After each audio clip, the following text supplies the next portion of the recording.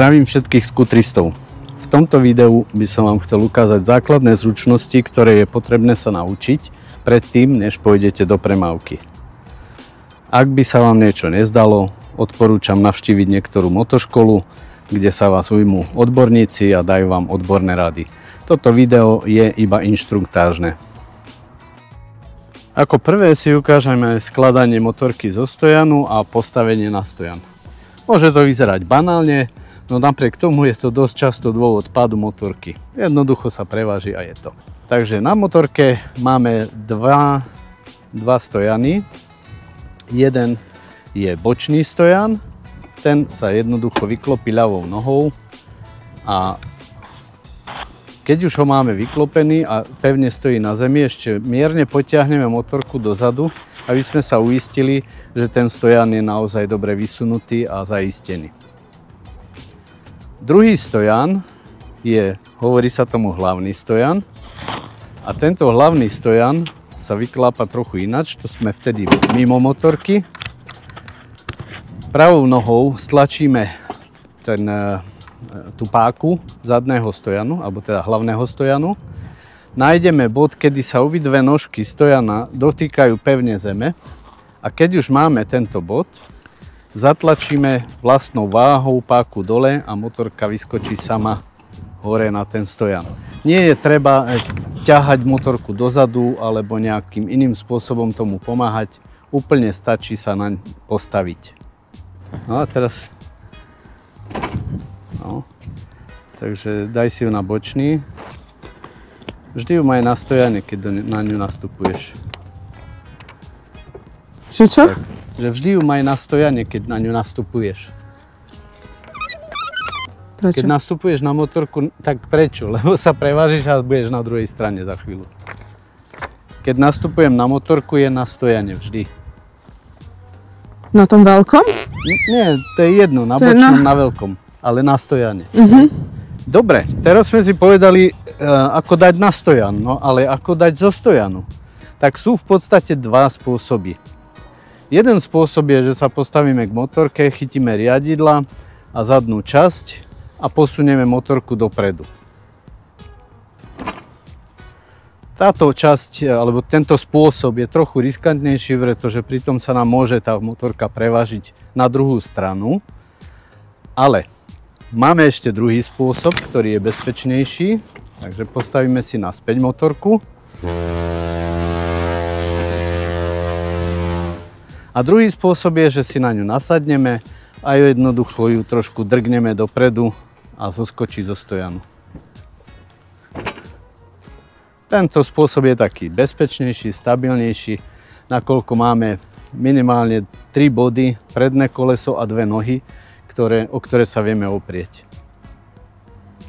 Prečo je dobré si vybrať správnu veľkosť motorky, tak to si povieme teraz. Ako vidíme, dôležité je, aby sme z motorky dosiahli na zem, aj keď nie je to vyslovene nutné, ale určite v začiatkoch je to veľmi dôležité. Jednak kvôli tomu, že sa človek cíti istejší, keď sa vie oprieť od tej nohy. A keď to má vysoko, tak predsa len tá váha tej motorky môže spôsobiť to, že sa nakloní viac a preváži sa a už to nebude možné zachrániť a motorka pôjde k zemi. Takže vzdialenosť nohy od zeme by mala vyzerať asi takto. Že vieme aspoň takmer celou nohou sa dotknúť zeme, celým chodidlom, ale minimálne aspoň špičkami. Aj keď povedzme tie päty sú trošku vyššie, nie je to až taký problém, ale musíme vedieť sa správne postaviť na tú motorku a udržať ju v stabilnej polohe tým, že vieme dať tie nohy trochu aj širšie a máme sa stále o čo oprieť. No, já je úplně nedám. Jo. Jako takhle, když si trošku nakloním, tak jo, ako je to v pohode. Tiež je to dôležité pri manipulácii s motorkou. Čím vyššie sú tie nohy, tým ťažšie sa manipuluje s motorkou. A čím vyššia váha je, samozrejme, tým je to o to horšie. Nedalo mi to a rozhodol som sa, že si Joliho vyskúšam. Ešte som na takom skutri nejazdil, takže som sám zvedavý, aké to bude. A popri tom, ako si trošku pojazdím, vám ešte potom ukážem veci, ktoré sa týkajú parkovania, pretože to je tiež celkom dôležitá vec.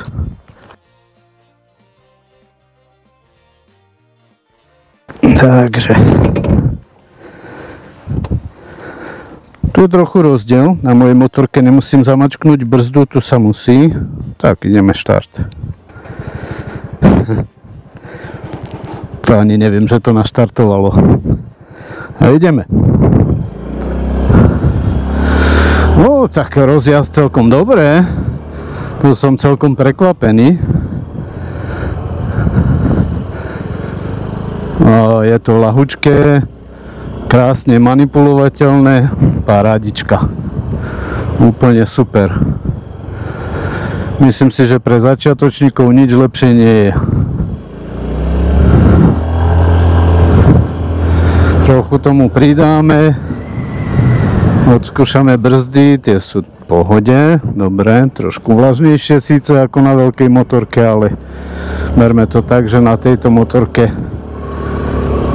sa nerobia žiadne vysoké rýchlosti.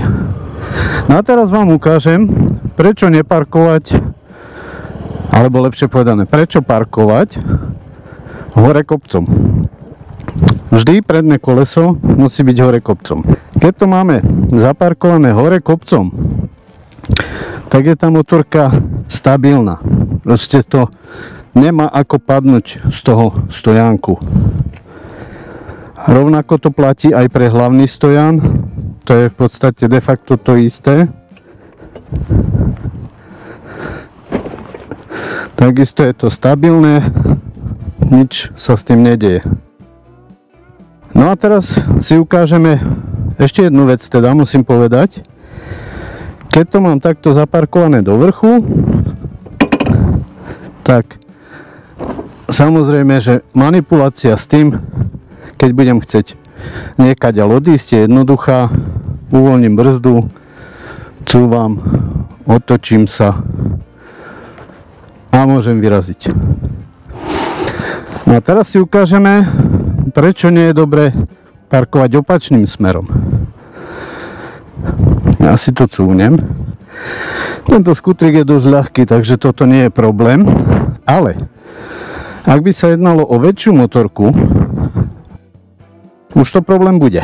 Teraz prejdeme na druhú stranu a ukážeme si, čo sa stane, keď postavím tú motorku dole kopcom na stojan.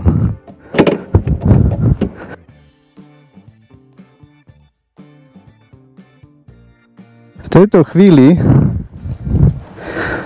odbrzdil som a ona ako tak stojí. Ale stačí úplne maličký pohyb a má tendenciu ten stojan sklopiť.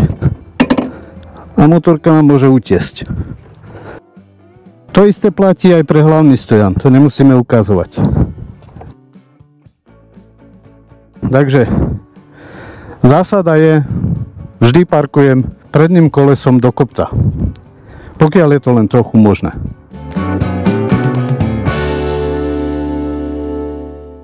Ďalšia vec, ktorú vám chcem povedať, je, že je dobré si nájsť rovnovážny bod motorky.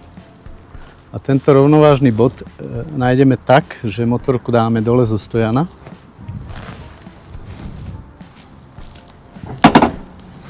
A nahyňame ju sprava doľava a hľadáme bod, kedy je najmenší odpor alebo najmenší tlak od motorky na naše ruky. Tam je ten rovnovážny bod. Je to dôležité práve z toho dôvodu, aby sa nám ľahko manipulovalo a nemuseli sme sa pri tom namáhať. To si ukážeme v ďalšej časti pri tlačení motorky vpred a vzad. Dôležité je, aby sme vedeli s motorkou aj manipulovať. Preto sa naučíme, ako správne motorku tlačiť vpred a ako správne tlačiť vzad. Dopredu tlačíme motorku tak, že oboma rukami chytíme riadidla, nájdeme si rovnovážny bod, zaklopíme stojan a tlačíme ju dopredu. Dívame sa samozrejme dopredu, pred seba, kam ju tlačíme. A teraz by sme ju mali začať tlačiť dozadu. Postup pre tlačenie dozadu je trochu iný. Jednou rukou chytím zadnú časť, jednou rukou riadidla, dívam sa dozadu a pomaly tlačím motorku dozadu. Pričom tou jednou rukou, ktorú mám na riadidlách, môžem smerovať tú motorku kam chcem. Predtým, ako nasadneme na motorku a budeme chcieť niekam vyraziť alebo začať trénovať, je potrebné skontrolovať stav motorky, aby sme sa vyhli nepríjemnosťam alebo dokonca aj možnému pádu či havárii. Čo teda potrebujeme skontrolovať? Prejdeme okolo motorky a vizuálne skontrolujeme celkový stav. Či niekde nevidíme nejaké zjavné poškodenie alebo niečo, čo nie je zjavne v poriadku.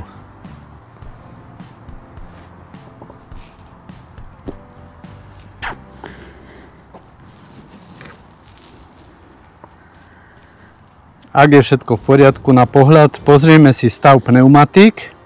Nemali by mať žiadne závady.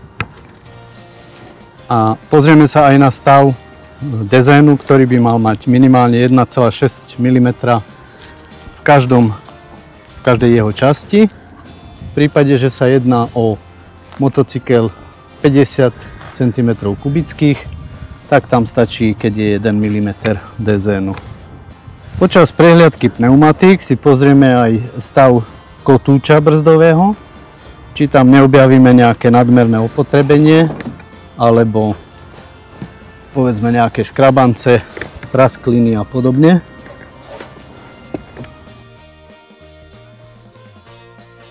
Ďalej pozrieme si stav tlmičov, či tam nie sú nejaké škrabance tiež alebo deformácie, prípadne krúžky od oleja. Stav tlmičov skontrolujeme v podstate pod blatníkom. Je to v tejto časti. Môžeme kľudne prejsť prstom, či tam náhodou nejaká rýha nebude. V tejto chvíli môžeme skontrolovať funkčnosť všetkých svetiel, a to tým, že zapneme zapaľovanie, prípadne naštartujeme motorku. U každej je to trochu inak. A pozrieme si stav svetiel. Skontrolujeme predný svetlomet, a to tak, že priložíme ruku pred svetlomet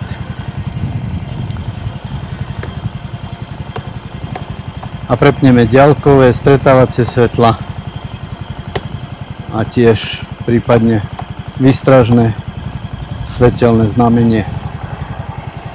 Ďalšia vec sú smerovky alebo ukazatele smeru jazdy. Tiež sa im hovorí. Skontrolujeme jednu stranu,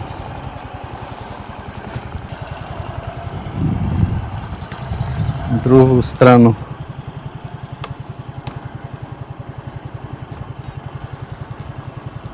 Na záver ešte skontrolujeme brzdové svetla, a to takým spôsobom podobným, ako sme robili kontrolu predného svetla. Tak, som sa dotkla plynu.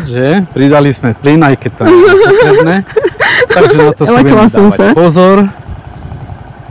Tak ešte raz skontrolujeme zadnú brzdu, teda prednú brzdu. Z druhej strany zadnú brzdu.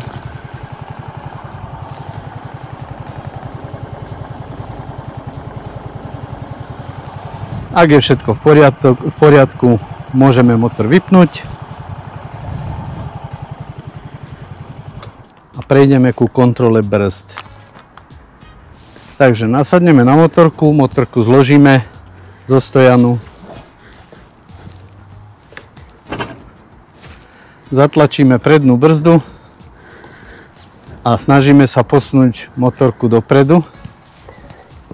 Zároveň pri tomto vidíme aj a kontrolujeme aj stav tlmičov, ktoré preprúžia a mali by sa vrátiť a maximálne urobiť 1 až 2 pohyby. Pokiaľ je to viac, je potrebné tieto tlmiče dať repasovať alebo skontrolovať do servisu. Rovnakým spôsobom vyskúšame aj zadnú brzdu, tiež ju zatlačíme, pokúsime sa posunúť motorku dopredu. Ak to nejde, je to v poriadku. Ak je všetko v poriadku, môžeme začať s výcvikom. Keď už máme motorku skontrolovanú, prejdeme na prvé cvičenie, ktoré už bude v pohybe. A to bude...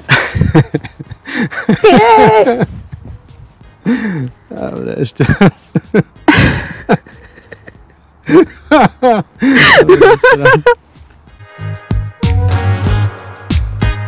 Keď máme skontrolovanú motorku, môžeme prejsť k prvému cvičeniu a to je prechod z plynu do brzdy a naopak.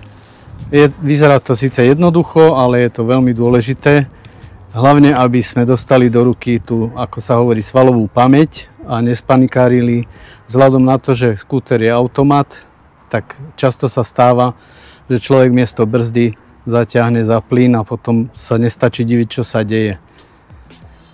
Takže, čo urobíme? Nasadneme na motorku, naštartujeme a mierne pridáme plyn, na chvíľu sa rozbehneme a zabrzdíme. A toto budeme opakovať niekoľko desiatok krát minimálne, až nedostaneme úplne do ruky tú pamäť, aby sme vedeli, kedy, ako čo ovládať a aby sme nespanikárili v prípade, že dojde k nejakej situácii krízovej.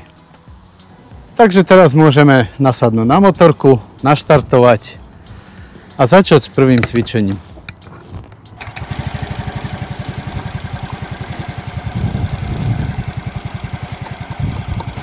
Pridáme plyn a zabrzdíme.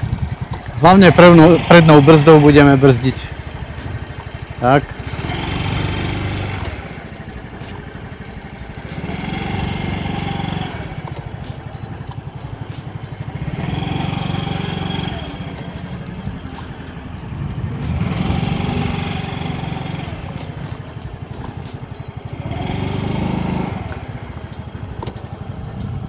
Nohy dolu? Nohy dolu, áno. Takhle, jo? Nohy dolu, pretože ideme nízkou rýchlosťou a v prípade, že by sa nám motorka prevážila, tak aby sme to vedeli vyrovnať.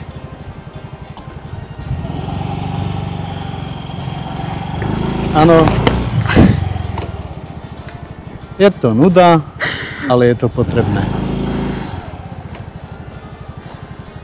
Pretože keby sme toto cvičenie nerobili, stane sa nám to, čo sa stalo Zani, kedy si splietla brzdu s plynom, alebo možno ju plyn prekvapil a jednoducho zabudli sme brzdiť a potom už to išlo do obrubníka. Teraz, keď sme si nacvičili základné operácie s plynom a s brzdou, si skúsime, akú majú účinnosť brzdy.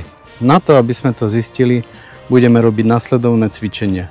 Rozbehneme sa vyššou rýchlosťou a budeme brzdiť. Postupne budeme na tých brzdách pridávať, aby sme zistili, ako účinné tie brzdy máme a na jakú vzdialenosť vieme zastaviť.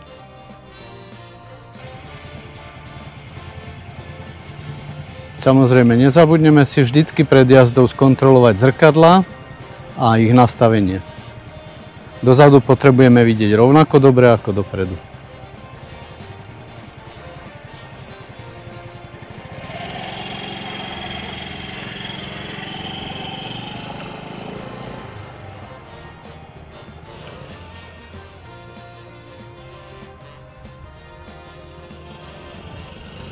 Ako vidíme, ani toto cvičenie nie je úplne jednoduché, pretože treba pracovať aj s váhou tej motorky a byť v správnom naklonení, respektíve vyrovnaní, keď zastavujeme. Tiež veľmi podstatná vec. Ako náhle máme koleso aspoň trochu vytočené, tá motorka bude mať snahu padať. Pri brzdení podstatná vec, vždy musí byť koleso vyrovnané. Musí byť priamo. Ako náhle bude do strany, bude mať snahu motorka padnúť.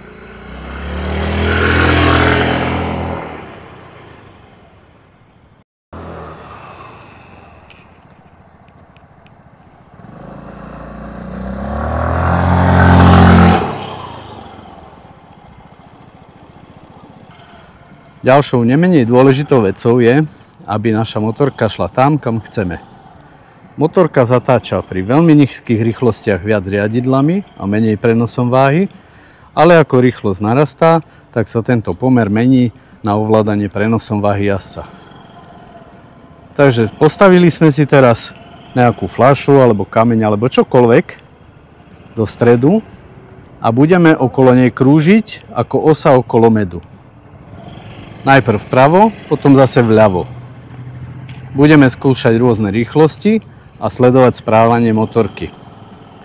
Zároveň sa naučíme pri tom jednu vec. Motorka ide tam, kam sa dívaš. Takže naša hlava bude vytočená v tom smere, kam zatáčame. Je známa vec, že hlavne na začiatku je zatočenie do jednej strany jednoduchšie ako do druhej. Každý má inú, horšiu stranu. No a keď zistíme, ktorá to je, tak tú stranu treba trénovať viac.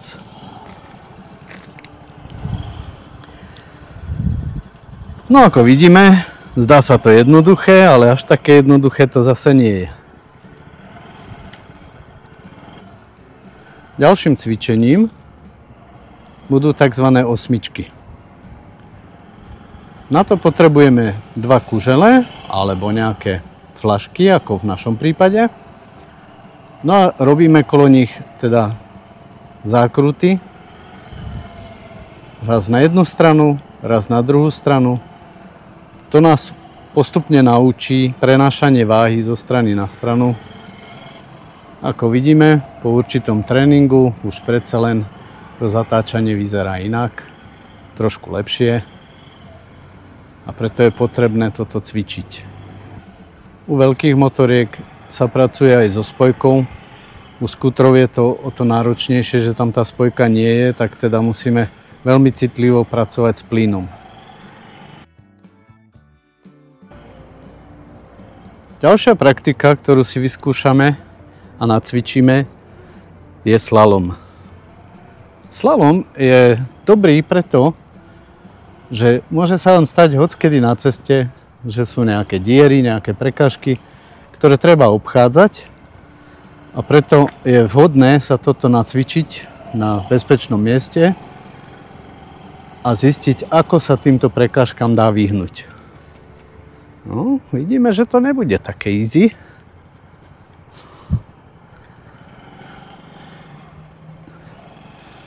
Tiež to vyzerá pomerne jednoducho, ale až v praxi človek zistí, že chce to nacvičiť. Slalom môžeme skúšať potom v rôznych rýchlostiach. Čím budú vyššie rýchlosti, tým by mali byť tie kuželky viac od seba. Ale pre začiatok stačí zhruba 6 metrov, keď sú od seba. Je to taká ideálna vzdialenosť, na ktorú by mal vedieť každý zatočiť.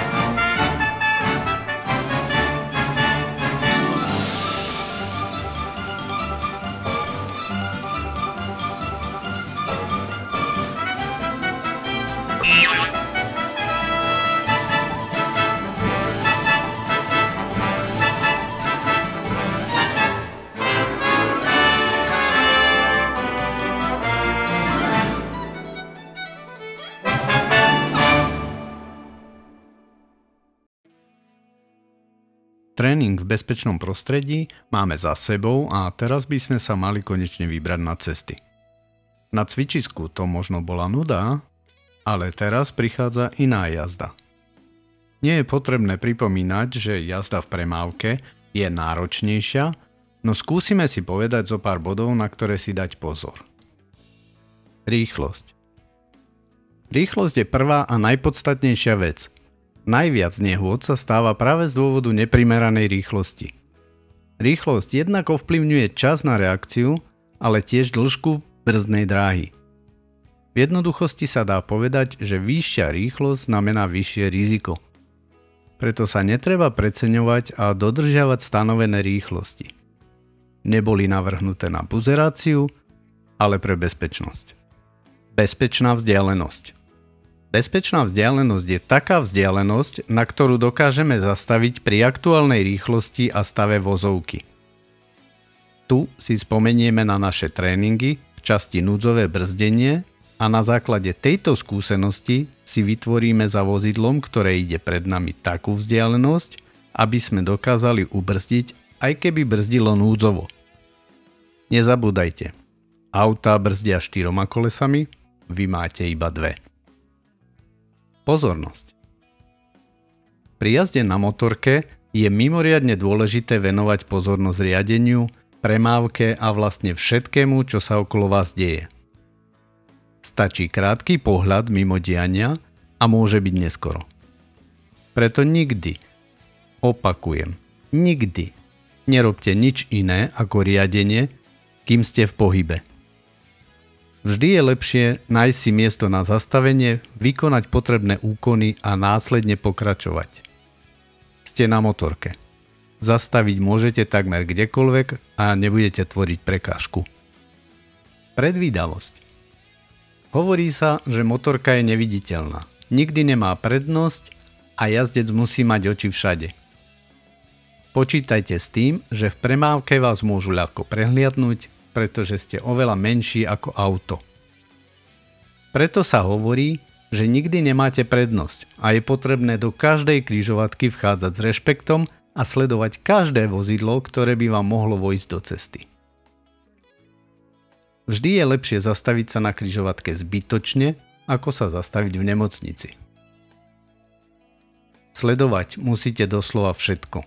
Správanie aut za vami, pred vami a pri predbiehaní napríklad vzdialenosť predchádzaného auta od stredovej čiary, aby ste spozorovali čo najskôr, ak by vozidlo začalo meniť smer na vašu stranu. Rovnako je potrebné sledovať deti a zvieratá, ktoré sú v blízkosti cesty. Majú tendenciu vám skrížiť smer. Sledujte aj brány a výjazdy z parkovísk či dvorov. Otvorená brána môže znamenať, že o chvíľu z nej vybehne auto so šoférom, ktorý akurát pozerá dennú tlač v mobile alebo odpisuje na správy. Aj pri jazde okolo radu zaparkovaných aut je treba byť ostražitý. Hocikedy môže spomedzi nich vybehnúť čokoľvek či ktokoľvek, alebo vám len jednoducho nepozorný vodič otvorí dvere do cesty pri vystupovaní. Kľud a pohoda. Na motorku si sadáme iba vtedy, ak sme v pohode, nič neznižuje našu pozornosť, sme odpočinutí a plne sústredení. Akákoľvek bolesť, nevoľnosť či iná nepohoda výrazným spôsobom ovplyvňuje našu pozornosť a zároveň reakčnú schopnosť. Sadnúť na motorku po prežurovanej noci s minimum spánku je doslova hazard. Nikdy to nerobte. Radšej zostaňte doma či na chate, alebo sa odveste kam potrebujete iným spôsobom. Nestojí to za polámané ruky, nohy či nebodaj niečo horšie. Pri jazde ani pred jazdou sa nerozčuľujte, ale chladnokrvne vyriešte situáciu na základe nacvičených praktík. Neukazujte žiadne gestá, ani sa nesnažte nikoho a nič poškodiť. Zabudnite na filmy o drsných motorkároch. Neprinesie vám to žiaden osoch, ale skôr vás to vystaví riziku. A jazdíme predsa pre radosť. Děkujeme, že jste se podívali na toto video. Pokud se vám líbilo, budeme rádi, když dáte odběr ať vám neunikne žádné z těch dalších, které pro vás chystáme. A nezapomeňte se podívat i na předchozí video, na které tohle navazuje. Jo, a kdyby vám napadla nějaká otázka, napište nám ji dolů do komentářů, rádi vám odpovíme.